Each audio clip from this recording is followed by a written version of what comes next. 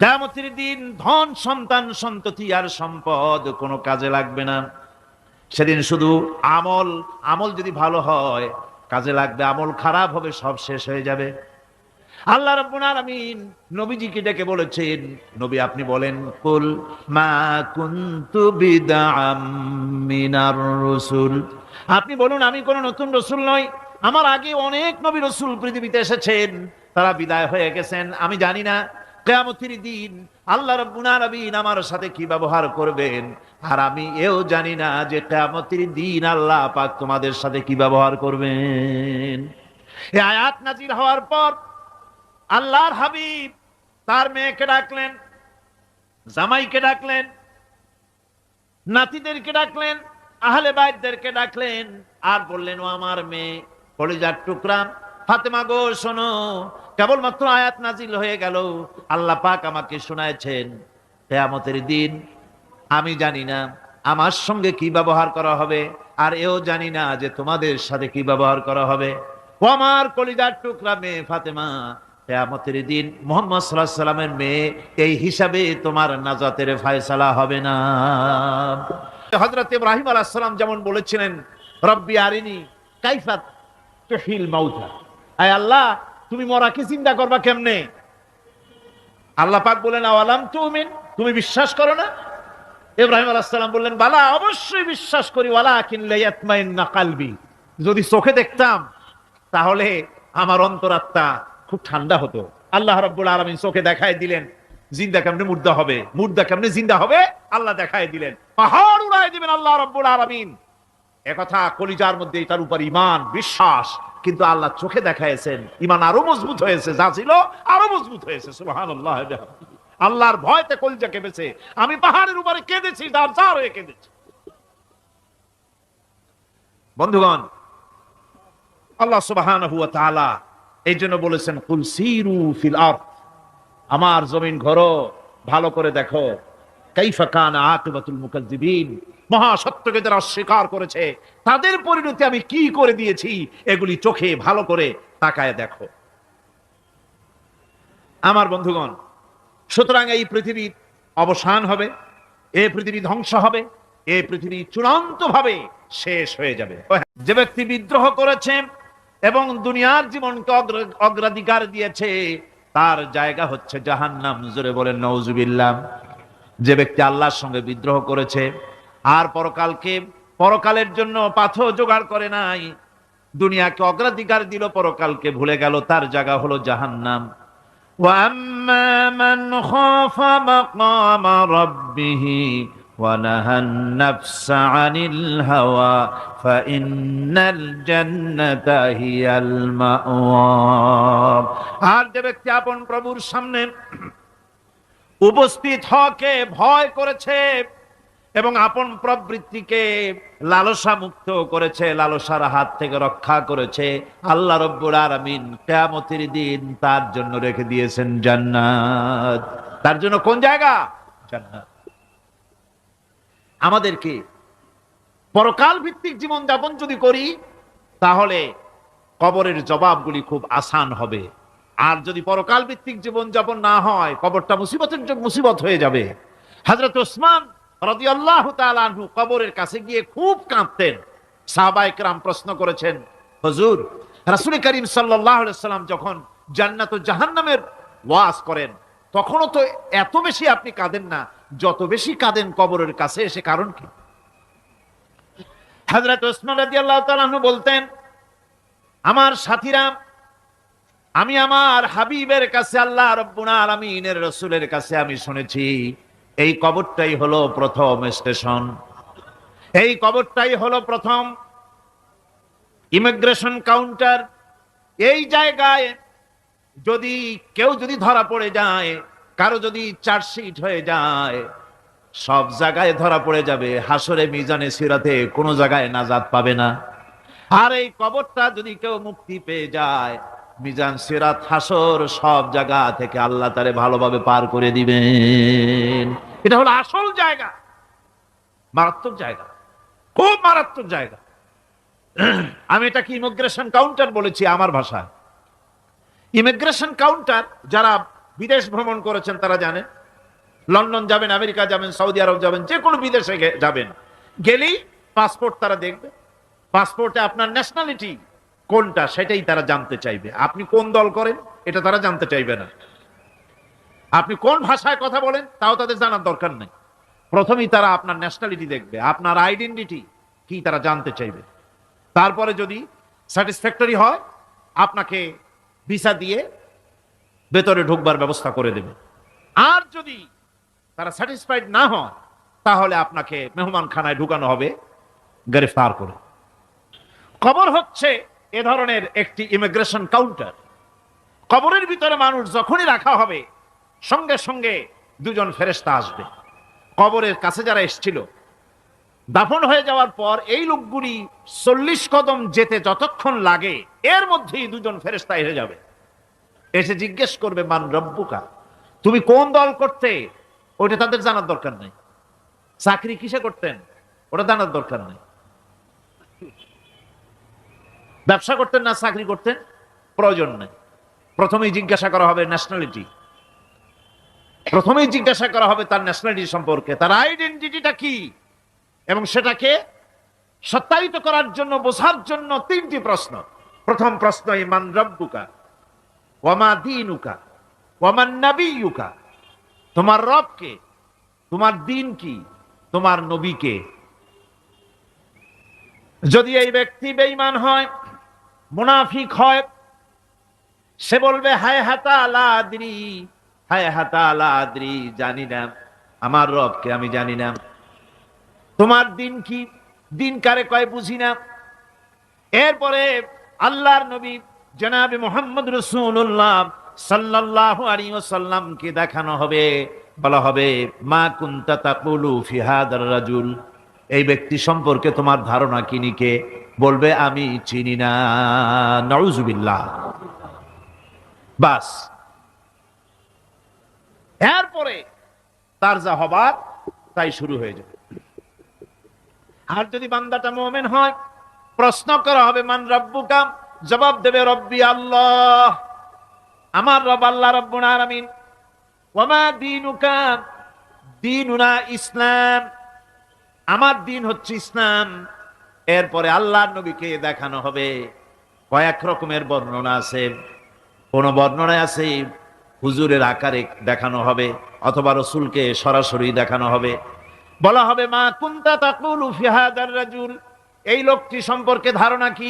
মুমিন ব্যক্তি বলবে হাদা নবিয়ুনা মুহাম্মাদুর রাসূলুল্লাহ সাল্লাল্লাহু আলাইহি ওয়াসাল্লাম, ইনি আমার তো সেই নবী মুহাম্মাদুর রাসূলুল্লাহ সাল্লাল্লাহু আলাইহি ওয়াসাল্লাম। আমরা যেন এই রকমের জবাব দিতে পারি, আল্লাহ কবুল করো।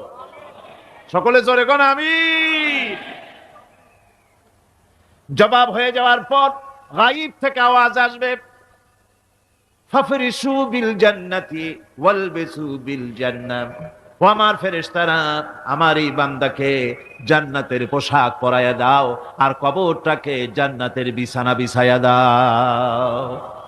জান্নাতের পোশাক পরায় দাও, জান্নাতের বিছানা বিছায়া দাও। ইলা মাদ্দা বাসারিহি, তার চোখের দৃষ্টি যত দূর যায় কবরটা ততটা প্রশস্ত করে দাও। এরপর বেহেশতের পোশাক পরাইয়া, বেহেশতের বিছানা বিছায়া ফেরেশতা বলবে নুম কা নাউমুল উরুস, ঘুমিয়ে যাও। দুলামিয়া যেমন বাসর সজ্জায় নতুন বউ নিয়ে আরামে ঘুমায়, এরকম আরামে ঘুমায় যাও। ইলা ইয়াউমিল কিয়ামা, কিয়ামত পর্যন্ত ঘুমায় থাক, আরামে ঘুমিয়ে থাকবে। এরপরে সিংহায় ফুৎকার হবে, সিংহার ফুৎকারের আওয়াজে তার ঘুম ভেঙে যাবে। বলবে ইয়া ওয়াইলানা মান বাআসানা মিন মারকাদিনা, হায় আফসোস, আমার এত আরামের ঘুম থেকে কে আমাকে জাগ্রত করলো, আমার ঘুমটারে নষ্ট করলো কে। আওয়াজ আসবে হাদা মা ওয়াদার রহমান ওয়া সাদাকাল মুরসালুন, এটা হচ্ছে রহমানের সেই ওয়াদা, আর মুরসালিনরা নবীরা সত্য কথাই বলেছিলেন, সেই কিয়ামত অনুষ্ঠিত হচ্ছে। আমার বন্ধুগণ, সেজন্য এই দুনিয়ার মোহে পড়ে থাকলে পরে দুনিয়ায় যারা অগ্রাধিকার দিবে দুনিয়াকে পরকালের তুলনায়, জবাব দিতে পারবে না কবরের ভিতরে গিয়া। আর যারা পরকালকে অগ্রাধিকার দিবে, দুনিয়ার চাইতে পরকালকে বেশি অগ্রাধিকার দেবে, আর আল্লাহর ভয় কলিজার ভিতরে রাখবে, কবরের জবাব সঠিকভাবে দিতে পারবে, কিয়ামতের দিন আল্লাহ রাব্বুল আলামিন তাদের জন্য জান্নাত দান করবেন। জোরে বলেন আমিন। দুনিয়াটা হচ্ছে দুনিয়া যেখানে আমরা আছি। আমি আগেই বলেছি দুনিয়া হচ্ছে আদনা শব্দ থেকে এর উৎপত্তি হয়েছে। তুচ্ছ, নিকৃষ্ট, এটার দাম নাই, এটার মূল্য নাই। হযরত ইবনে কাইয়্যিম রাহিমাহুল্লাহ নওয়ারাল্লাহু মারকাদাহু ওয়া জাআলাল জান্নাতা মাসওয়াহু, হযরত ইবনে কাইয়্যিম তিনি বলছেন, সুন্দর করে বলছেন দুনিয়া সম্পর্কে, মা মাদা ফিদ দুনিয়া আহলামুন ওয়া মা বাকিয়া মিনহা আমানি ওয়াল ওয়াক্তু বাইনাহুমা দায়ুন। মা মাদা ফিদ দুনিয়া আহলামুন, জীবনের যে অংশ ফেলে এসেছি সেটা আজ একটা স্বপ্ন। ওয়া মা বাকিয়া মিনহা আমানি, আর জীবনের যে অংশ সামনে বাকি আছে সেটা এখন একটা আকাঙ্ক্ষা। ওয়াল ওয়াক্তু বাইনাহুমা দায়ুন, আর এর মাঝখান থেকে সময় সব চলে যাচ্ছে। কত বড় কথা চিন্তা করেছেন? জীবনের যে অংশ ফেলে এসেছি তা আজকে স্বপ্ন, তা আজ কি বলেন? স্বপ্ন। আর সামনে যা আছে সেটা আকাঙ্ক্ষা, আর মাঝখান থেকে সময় সব চলে যাচ্ছে। এরপরে তিনি বলছেন, ওয়ামান ইয়াসহাবিদ দুনিয়া ইয়াকুন মিসলা কাবিদিন আলাল মাই খানাতুহু ফুরুজুল আসাবিঈ। দুনিয়াদারের অবস্থা হচ্ছে এই, কেউ যদি দুই হাতে পানি খামসায় ধরে, দুই হাতে কি ধরছে বলেন? দুই হাতে পানি খামসায় ধরেছে, খুব মজবুত করে ধরেছে, 2 মুঠ পানি। বলেন থাকবে কতটুকু? কতটুকু থাকবে? 1 ফোঁটাও থাকবে না, কারণ তার আঙ্গুলের ফাঁক তার সাথে খেয়ানত করবে, আঙ্গুলের ফাঁক দিয়া পানিগুলি সব বেরিয়ে চলে যাবে। সুতরাং দুনিয়া যারা চায় তারা ঠিক পানি খামসায় ধরলে পানি যেমন হাতের ভেতর থেকে খেয়ানত করে চলে যায়, যারা দুনিয়া চায় দুনিয়াও তাদেরকে ভাবে ফাঁকি দিয়ে চলে যায়। তবুও দুনিয়ার মায়া মানুষের এত বেশি। আল্লাহর নবী বলেন, লাউ কানা লি ইবনি আদামা ওয়াদিন মিন যাহাবিন লাহাব্বা ইয়াকুনা লাহু সানিন। এই পৃথিবীতে যদি কাউকে একটা মাঠ ভরে যদি সোনা দেওয়া যায়, লোকটা বলবে রব্বুল আলামিন, আমি যদি আরেকটা মাঠ এরকম সোনা ভরা পেতাম। দ্বিতীয় আরেকটা মাঠ দেওয়া হলে আবার বলবে যদি তৃতীয় আরেকটা মাঠ সোনা ভরে যদি পেতাম। নবীজি বলেন, ওয়ালা ইয়ামলাউ জাওফু ইবনু আদামা ইল্লা তুরাব। মানুষের পেট 3.5 হাত মাটি ছাড়া, কবরের মাটি ছাড়া মানুষের পেট ভরবে না। আরো চাই, আরো চাই, চাওয়ার কোনো শেষ নাই। মানুষ এভাবে করে দুনিয়ার মহব্বতে এমনি পাগল হয়ে যায়, শুধু দুনিয়ার মহব্বত, পরকালকে বেমালুম ভুলে যায়। আমি কিন্তু এই কথা বুঝাতে চাই নাই যে পরকালের মহব্বতে, পরকালের ভয়তে বা পরকালের জন্য দুনিয়া আপনি বাজার ঘাট, বেচা কিনা, ব্যবসা বাণিজ্য সবকিছু ভুলে যান না, তা নয়। ভুল বোঝার কোনো কারণ নাই। পরকালকে অগ্রাধিকার দিতে হবে, মানে দুনিয়াটা চিরস্থায়ী জায়গা নয়। চিরস্থায়ী হচ্ছে কোনটা? আখিরাত। চিল্লায় এখন কোনটা? সুতরাং এখানে যা করতে হবে, আখিরাতে জবাবদিহিমূলক জীবন যাপন করতে হবে। আপনি ব্যবসা করবেন, ওজনে কম দিতে পারবেন না। আপনি খাদ্যে ভেজাল দিতে পারবেন না, চুরি করতে পারবেন না, ডাকাতি করতে পারবেন না, জেনা করতে পারবেন না, বদমাশি করতে পারবেন না, মদ খেতে পারবেন না, সন্ত্রাসী হতে পারবেন না, হাইজাকার হতে পারবেন না, চাঁদাবাজ হতে পারবেন না, মুনাফাখোর হতে পারবেন না, আপনি চোরা কারবারি হতে পারবেন না, ঘুষখোর হতে পারবেন না, সুদখোর হতে পারবেন না। এই সব কাজ পরকালকে বিশ্বাস করলেই এ সমস্ত কাজ থেকে মানুষ বিরত থাকতে পারে। কথা ঠিক কিনা? এটাই হচ্ছে। সুতরাং এই পৃথিবী থাকবে না, এটা কি চিরকাল থাকবে না? এর একটা পরিসমাপ্তি ঘটবে।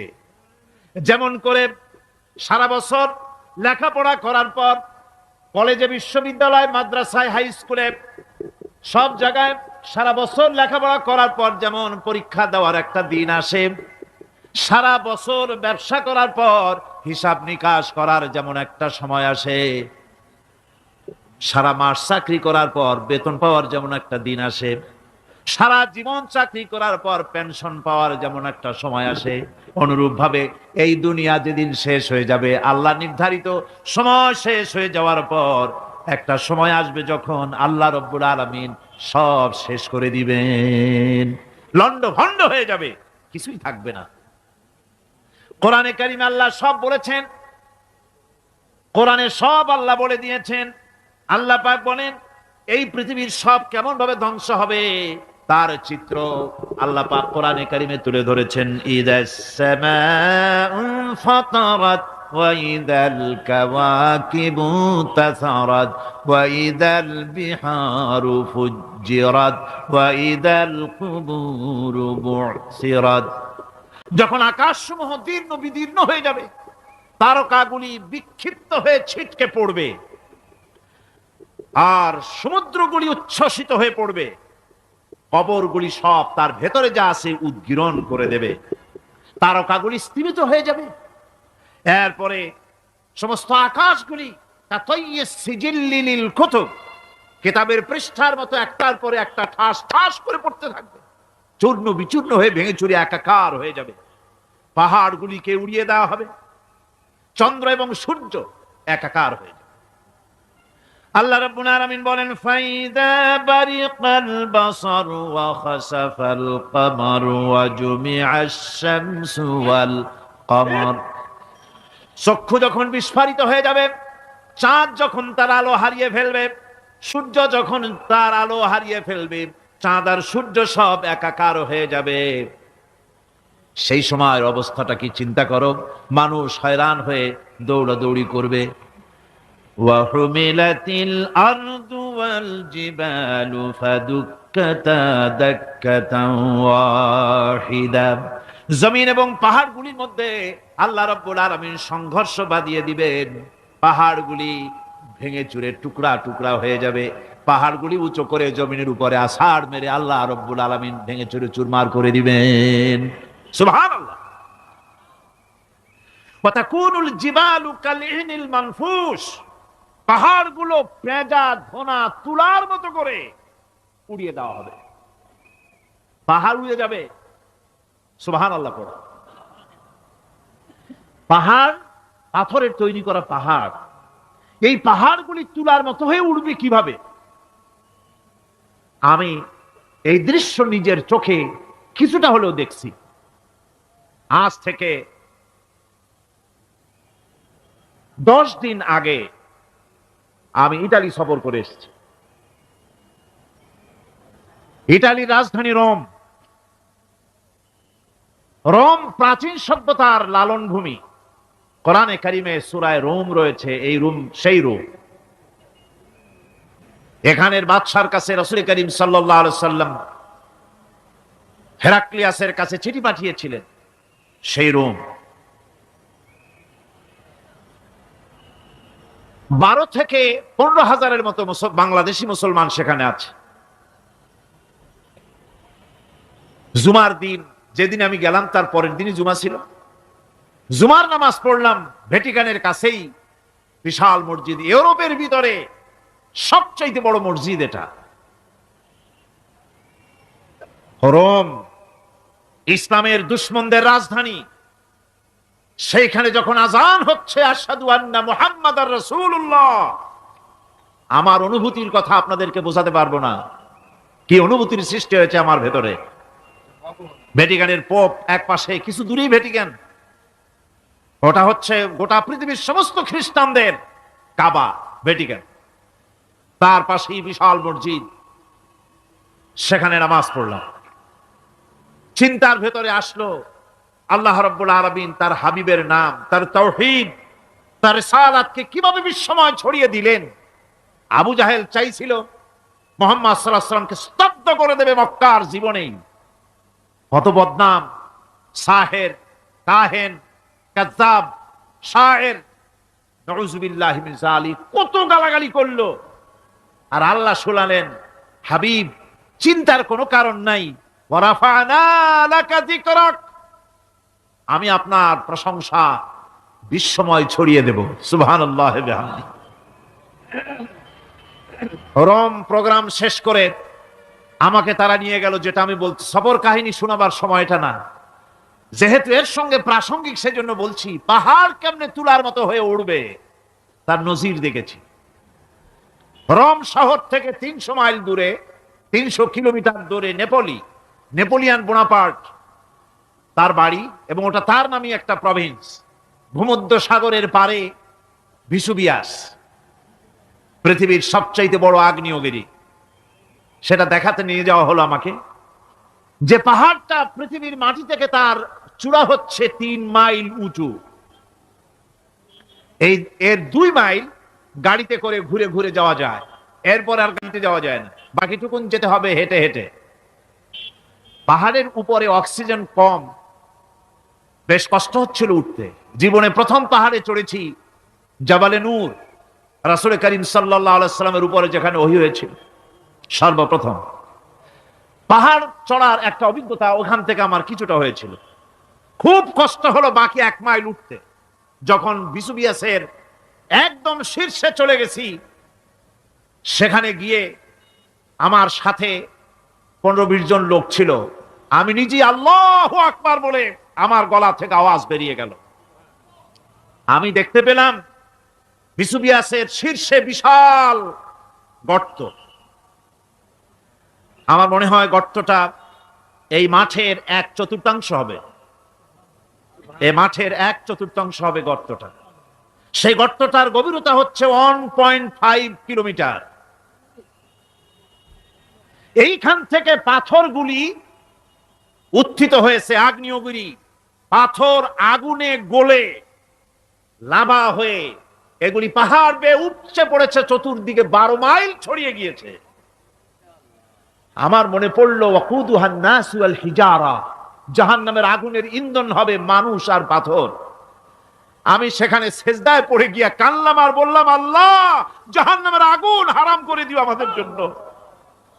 পাথর কিভাবে গললো, গলে পাথরগুলি গলে পুড়ে চতুর্দিকে পড়েছে আর ছিটকেছে, চতুর্দিকে ছিটকে পড়েছে।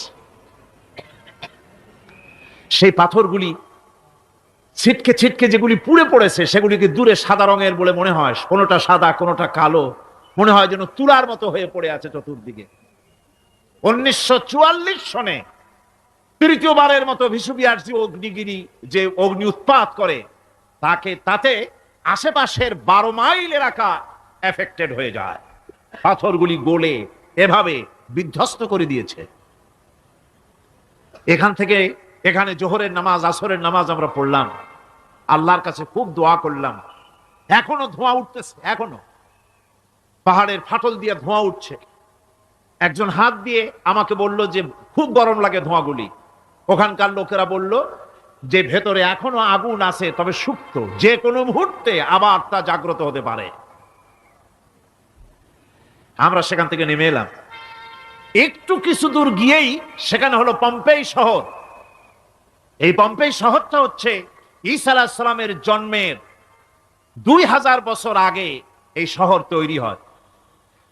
ঈসা আলাইহিস সালামের জন্মের 179 বছর পর ভূমিকম্প হয়। সেই ভূমিকম্পে গোটা পম্পেই শহরটা পৃথিবীর মানুষের চোখের আড়াল হয়ে যায়, ধ্বংস হয়ে যায়, মাটির তলায় গরক হয়ে যায়।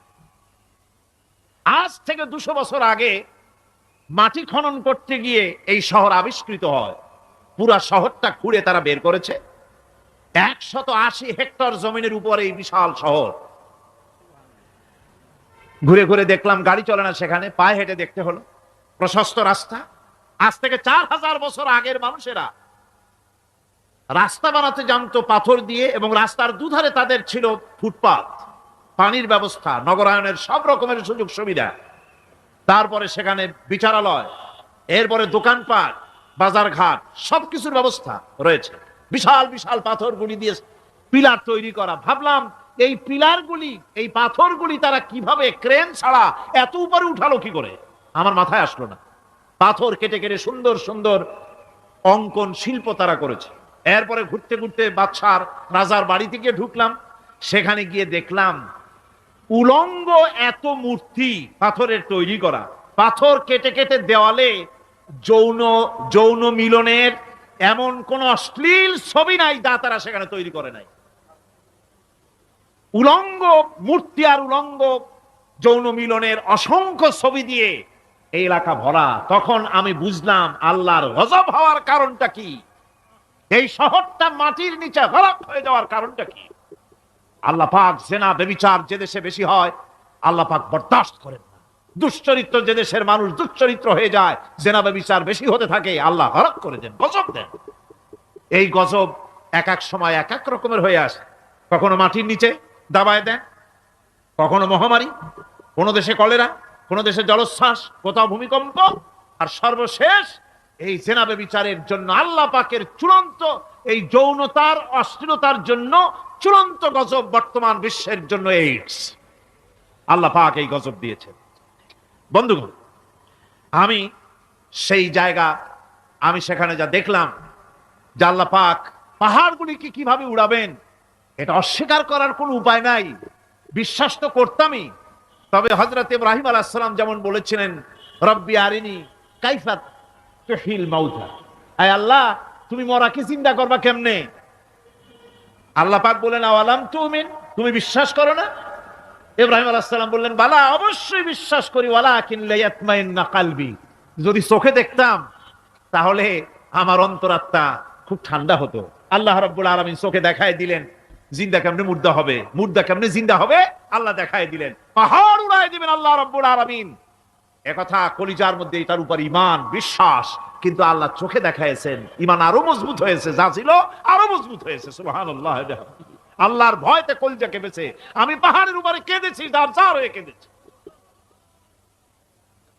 বন্ধুগণ, আল্লাহ সুবহানাহু ওয়া তাআলা এই জন্য বলেছেন, কুল সিরু ফিল আরদ, আমার জমিন ঘোরো, ভালো করে দেখো, কাইফা কানা আকিবাতুল মুকাজ্জিবিন, মহাসত্যকে যারা অস্বীকার করেছে তাদের পরিণতি আমি কি করে দিয়েছি, এগুলি চোখে ভালো করে তাকায় দেখো।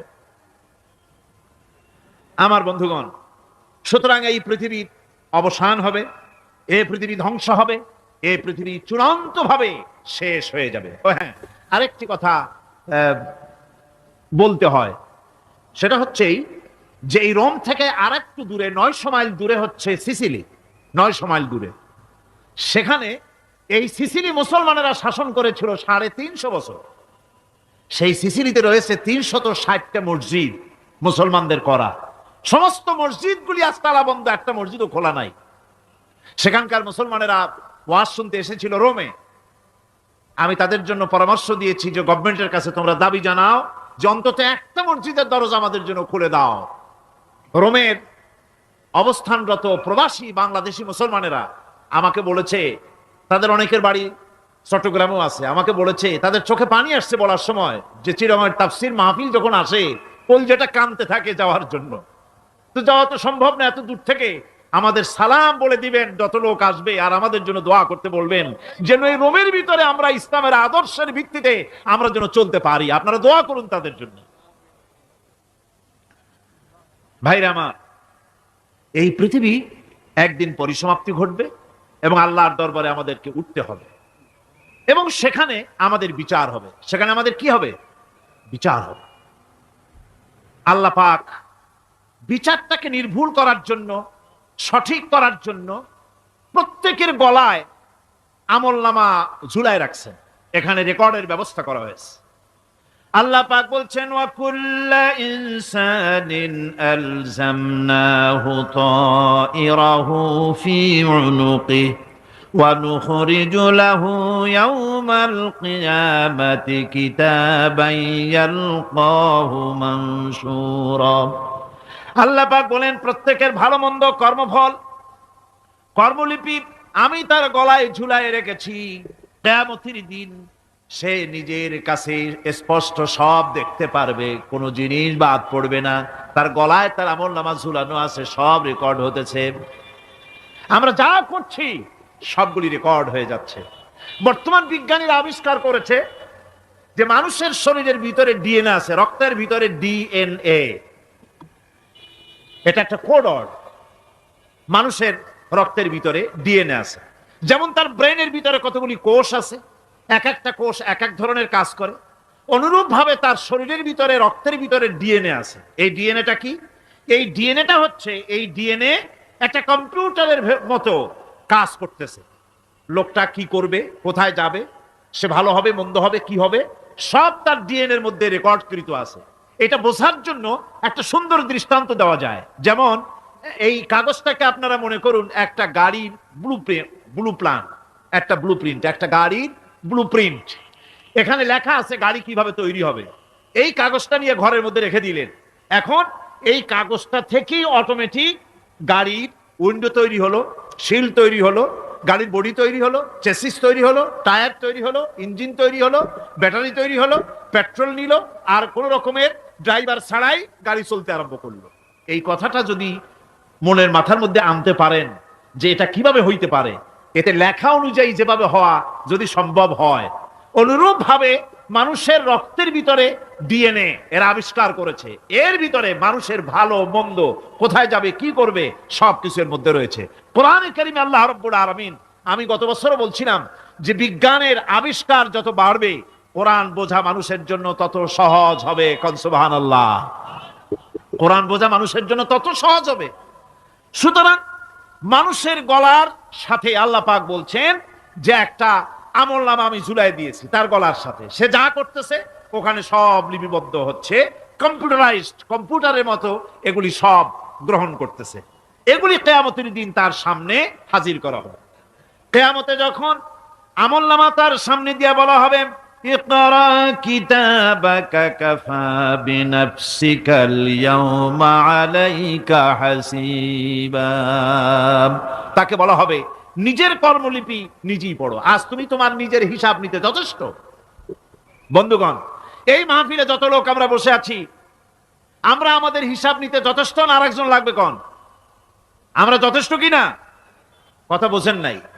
আমি বলতে চেয়েছি এটা, আমরা যদি এখন চোখ বুঝে চিন্তা করি যে পিছনের জীবনে কি করেছি, মনে পড়বে নাকি পড়বে না?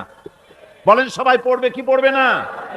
ছোটবেলায় কবে পায়ের নিচে কাঁটা ফুটেছিল, কবে কোথায় আছাড় খেয়েছিলেন, কবে কার বেল, তাল, আম, কাঁচা আম চুরি করে খেতে গিয়ে কিল খেয়েছিলেন, তাড়া খেয়েছিলেন, তাকে এখন মনে নাই? আছে। তাহলে কিল, ওই তাল বেল চুরি করতে গিয়ে যে কিলটা খাইছিলেন সেটাও মনে আছে, ভালো মন্দ সব মনে আছে। তাহলে কোন হোটেলের রুমে কি করছিলেন, কোন স্কুলে কোন কলেজে কি করছিলেন, তারপরে জীবনে ছোট বড় ঘটনাগুলি চোখ বুঝতে মনে পড়বে না? এবার হিসাব করেন, মনে যদি পড়ে এবার হিসাব করেন আপনি জান্নাতি না জাহান্নামী। আপনি আপনার নিজের হিসাব নেওয়ার জন্য যথেষ্ট। তাকে হিসাব করতে বলা হবে, তোমার হিসাব, তোমার নিজের হিসাব নেওয়ার জন্য তুমি যথেষ্ট, তোমার হিসাব তুমি নিজেই করো, এটা পড়ো।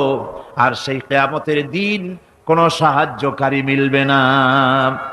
লান তানফাকুম আরহামুকুম ওয়ালা আওলাদুকুম ইয়াউমাল কিয়ামা।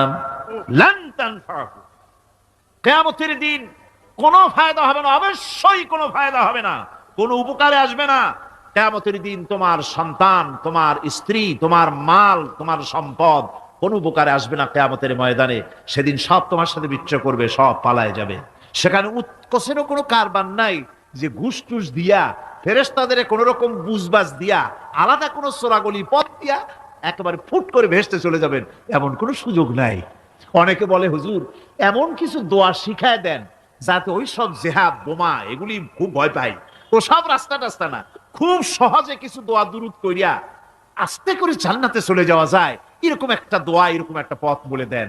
আমি বলি, ভাই এরকমের কোন চোরাগলি আমার রাসূল আবিষ্কার করতে পারেন নাই। আল্লাহর পয়গম্বরের ওই ধরনের কোন পথ আবিষ্কার করতে পারেন নাই। সেখানে কিয়ামতের দিন কাউকে উৎকোষ গ্রহণ করার কেউ নাই, উৎকোষ দেওয়া যাবে না। আর উৎকোষ দিবি নেবা কি? আপনার কাছে কিছু নাইও, থাকলেও নেওয়ার কেউ নাই। এই দুনিয়ায় ফাঁকিবাজি করে বহুত কিছু করা যায়, কিন্তু কিয়ামতের মাঠে এগুলি কিছুই চলবে না। اليوم لا ينفع مال ولا بنون, কিয়ামতের দিন ধন, সন্তান, সন্ততি আর সম্পদ কোনো কাজে লাগবে না। সেদিন শুধু আমল যদি ভালো হয় কাজে লাগবে, আমল খারাপ হবে সব শেষ হয়ে যাবে। আল্লাহ রাব্বুল আলামিন নবীজিকে ডেকে বলেছেন, নবী আপনি বলেন, কুল মা কুনতু বিদআম মিনার রাসূল, আপনি বলুন আমি কোন নতুন রাসূল নই, আমার আগে অনেক নবী রাসূল পৃথিবীতে এসেছেন, তারা বিদায় হয়ে গেছেন। আমি জানি না কিয়ামতের দিন আল্লাহ রাব্বুল আলামিন আমার সাথে কি ব্যবহার করবেন, আর আমি এও জানি না যে কিয়ামতের দিন আল্লাহ পাক তোমাদের সাথে কি ব্যবহার করবেন। এই আয়াত নাজিল হওয়ার পর আল্লাহর হাবিব তার মেয়েকে ডাকলেন, জামাইকে ডাকলেন, নাতিদেরকে ডাকলেন, আহলে বাইতদেরকে ডাকলেন, আর বললেন, ও আমার মেয়ে কলিজার টুকরা ফাতেমা গো শোনো, কেবলমাত্র আয়াত নাজিল হয়ে গেল, আল্লাহ পাক আমাকে শোনায়ছেন কিয়ামতের দিন আমি জানি না আমার সঙ্গে কি ব্যবহার করা হবে, আর এও জানি না যে তোমাদের সাথে কি ব্যবহার করা হবে।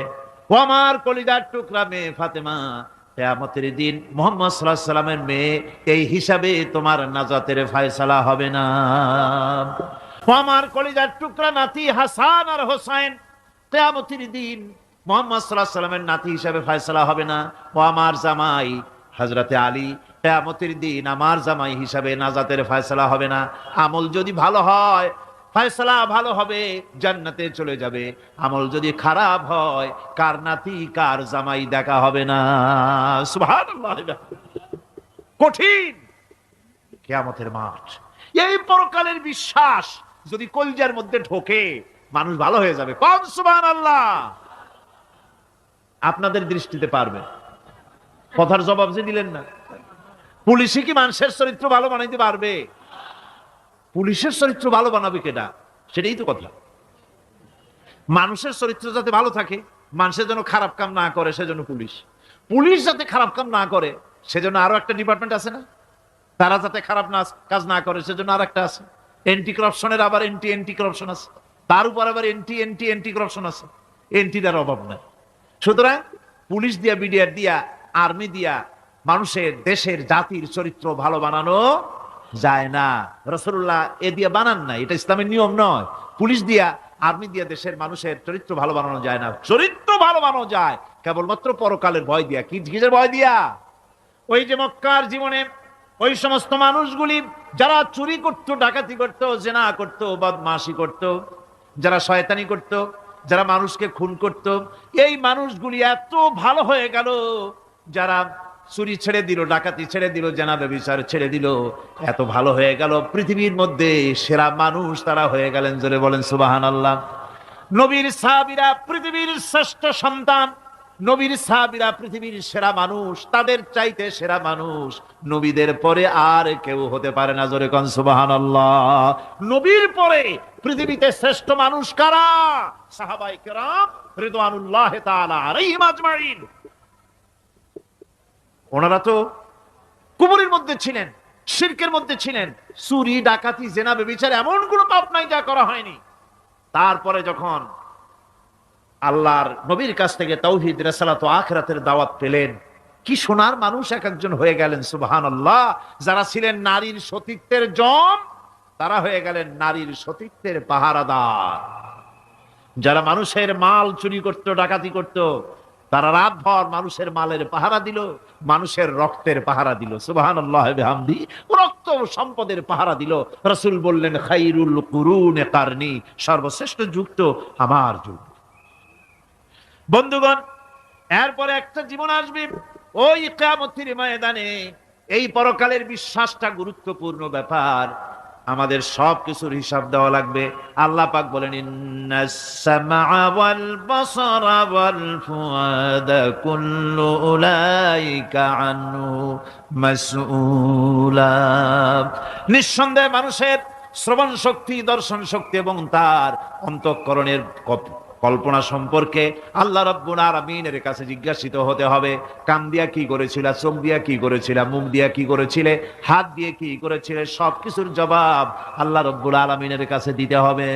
সবটার জবাব দিতে হবে, কোনো কিছু বাদ যাবে না। এমনকি মনের ভিতরে যে কল্পনা আমরা করি, এই কল্পনার হিসাবও আল্লাহর দরবারে দিতে হবে।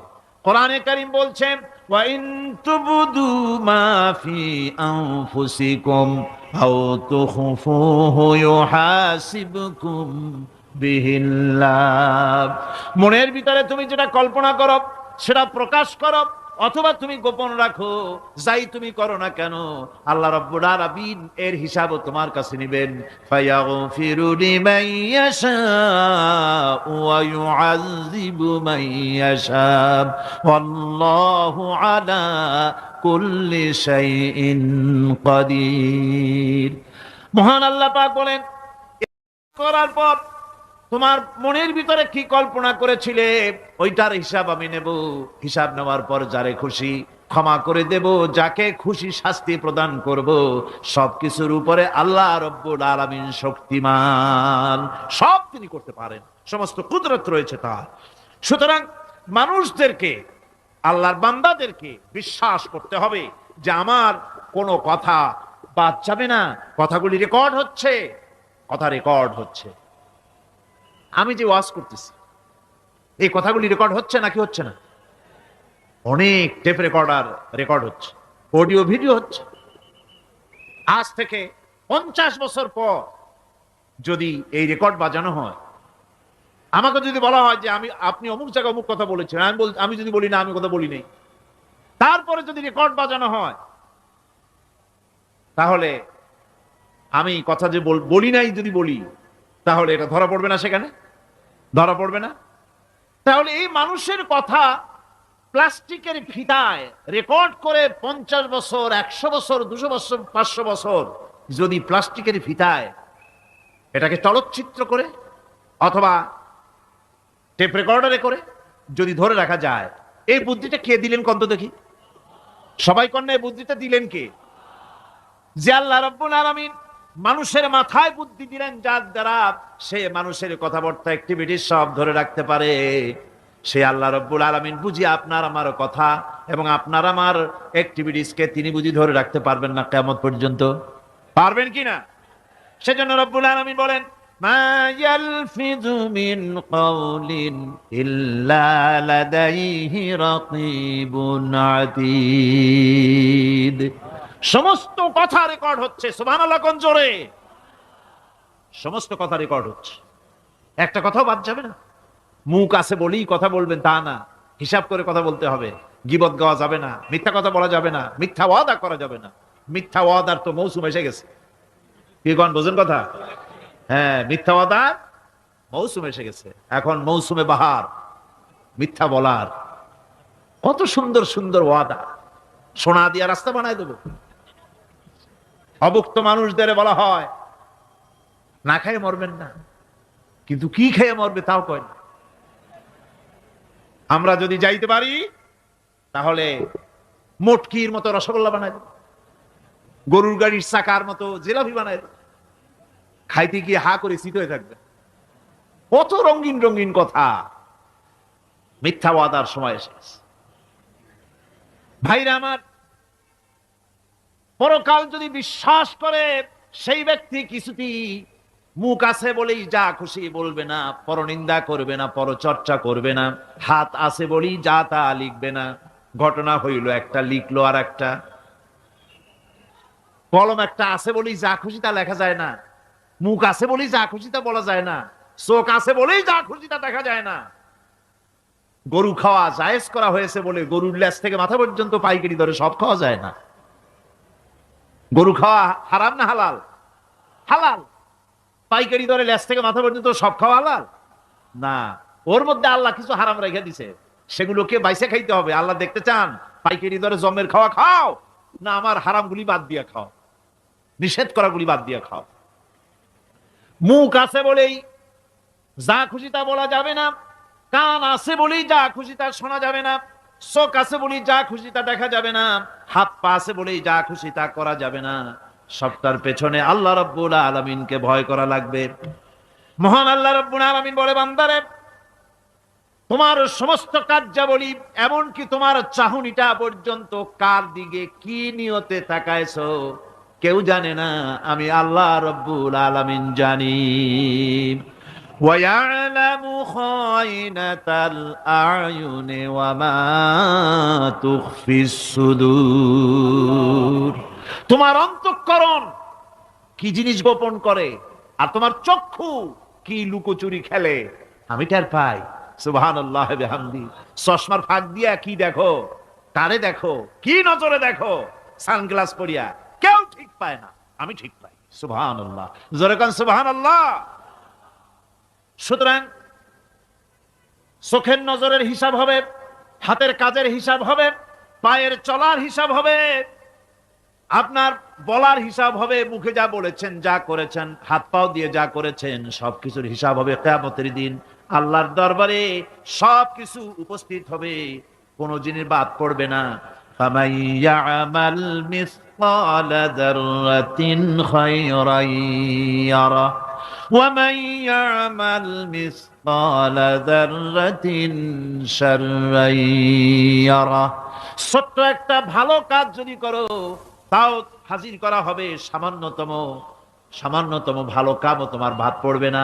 আর ক্ষুদ্রতম কোনো খারাপ কাজ করলে তাও উপস্থিত করা হবে, সব তোমার সামনে, কোনো জিনিস বাদ পড়বে না, সব দেখতে পাবে কিয়ামতের দিন। ভালো কাজটাও আর খারাপ কাজটাও আল্লাহর কাছে সেদিন আল্লাহ পাক মানুষের সামনে উপস্থিত করে দিবেন। আল্লাহ পাক বলছেন, সেদিন এই জমিন, তার ভিতরে যা লুক্কায়িত ছিল, জমিন সব বের করে দেবে। কাআন্নাহুম জারাদুম মুনতাশির।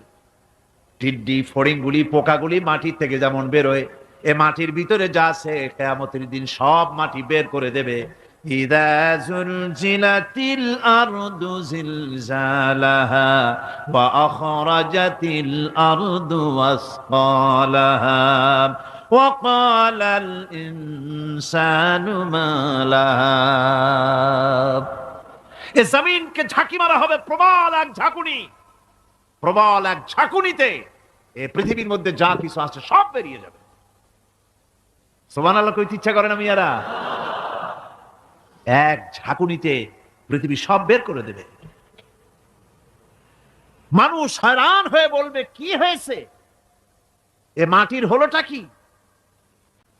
আমার বন্ধুগণ, মানুষ হয়রান হয়ে গিয়ে বলবে, মাটির কি হলো?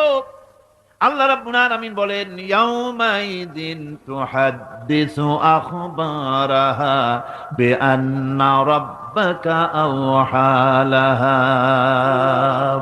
জমিনের উপরে যা ঘটেছে, জমিন তা সব বের করে দেবে, সব প্রকাশ করে দেবে। আর এটা এই জন্য হবে যেহেতু তার রবের হুকুম হয়েছে, তার রব হুকুম করেছে, বের করে দে। জমিনের ভিতরে আছে যা সব বেরিয়ে যাবে, আকাশ ভেঙে পড়বে, পাহাড় উড়ে যাবে, জমিনের ভিতরে যা আছে সব উপরে চলে আসবে, পৃথিবীতে সব শেষ, কিচ্ছু নাই, আকাশ নাই, পাহাড় নাই, সমুদ্র নাই, সব একাকার, চন্দ্র নাই, সূর্য নাই, তারকা নাই, গ্যালাক্সি নাই, মহাশূন্য নাই, সব শেষ। আল্লাহ রাব্বুল আলামিন সমস্ত ফেরেশতাদেরকে শেষ করে দিবেন, সকলের মওত হয়ে যাবে, কেউ আর থাকবে না। এমনকি হযরতে আজরাইল মালাকুল মউত তিনিও থাকবেন না, সব আল্লাহ রাব্বুল আলামিন মৃত্যু করে দিবেন। এরপরে আল্লাহ রাব্বুল আলামিন একা তিনি বলবেন, ইয়া দুনিয়া, ইয়া দুনিয়া আইনা আনহারুকি, এ পৃথিবী তোর সেই সমুদ্রগুলি কোথায়, নদীগুলি কোথায়? ইয়া দুনিয়া আইনা আশজারুকি, হে দুনিয়া তোমার গাছগুলি কোথায়? এত বন বনানি, এত গাছ ছিল। ইয়া দুনিয়া আইনা জিবালুকি, হে পৃথিবী তোর জমিনে যত পাহাড় ছিল, পাহাড়গুলি কই? যত স্বৈরাচার ছিল জমিনের উপরে, যারা স্বৈরাচারী মনোবৃত্তি নিয়ে মানুষ ধ্বংস করেছে, দেশ ধ্বংস করেছে, মায়ের বুক খালি করেছে, ওই স্বৈরাচারগুলি কই? কোনো জবাব নাই। আল্লাহ পাকের পরে বলবেন, লিমানিল মুলকুল ইয়াউম, কার রাজত্ব? আজকে রাজত্বটা কার? আল্লাহ তিনবার আওয়াজ দিবেন, আজকে রাজত্ব কার? আল্লাহ পাক যখন তিনবার করে ডাক দিবেন, কোনো জবাব নাই, কোনো জবাব নাই। কে জবাব দেবে? আল্লাহ রাব্বুল আলামিনের সামনে কার ক্ষমতা আছে কথা বলার? কেউ তো নাই, সব শেষ। আল্লাহ পাক বলবেন, লিল্লাহিল ওয়াহিদুল কাহ্হার, একমাত্র পরাক্রমশালী আল্লাহ রাব্বুল আলামিনের রাজত্ব আজ। সেই হাসরের মাঠে আমাদের সকলকে উপস্থিত হয়ে যেতে হবে, কেউ আমরা এখান থেকে বাঁচতে পারবো না, সবাইকে উঠতে হবে। অপরাধীরা সেখানে অসহায় হয়ে যাবে, অপরাধীরা অসহায় হয়ে যাবে। আল্লাহ পাক বলেন فَإِذَا جَاءَتِ الصَّاخَّةُ يَوْمَ يَفِرُّ الْمَرْءُ مِنْ أَخِيهِ وَأُمِّهِ وَأَبِيهِ وَصَاحِبَتِهِ وَبَنِيهِ। অবশেষে যখন কান ফাটানো আওয়াজ আসবে, এই আওয়াজ সেদিন মানুষ নিজের মা বাপ ভাই বোন সব থেকে বিচ্ছিন্ন হয়ে যাবে, সব একের থেকে আরেকজন পালায়ে যাবে, হারায় যাবে, কেউ কাউকে আর খুঁজে পাবে না। সেদিন ওই কিয়ামতের মাঠে বিভীষিকাময় দৃশ্য, মানুষ হয়রান হয়ে যাবে। মাথার এক হাত অথবা অর্ধ মাইল অথবা এক বিগত এতটুকুন উপরে ওই প্রকাণ্ড সূর্যটার তাপ আসবে, গুনাহগারের মাথার চান্দি ফেটে গিয়া মগজগুলি গলে গলে নাক কান দিয়ে বের পড়তে লাগবে, জিহ্বাটা কুকুরের মতো ঝুলে নাভিস্থল পর্যন্ত পড়ে যাবে, মাটিটা সূর্যের উত্তাপে তামার মতো গরম হয়ে যাবে, সারা হাসর জুড়ে আওয়াজ হবে পানি পানি পানি। মানুষেরা হয়রান হয়ে যাবে সে হাসরের ময়দানে। এই চরম কষ্টের ভিতরে আল্লাহ রাব্বুল আলামিন বলেন সেদিন দুটো ভাগ হয়ে যাবে, একদল মানুষের চেহারা আলোয় ঝলমল হয়ে যাবে, আর একদল মানুষ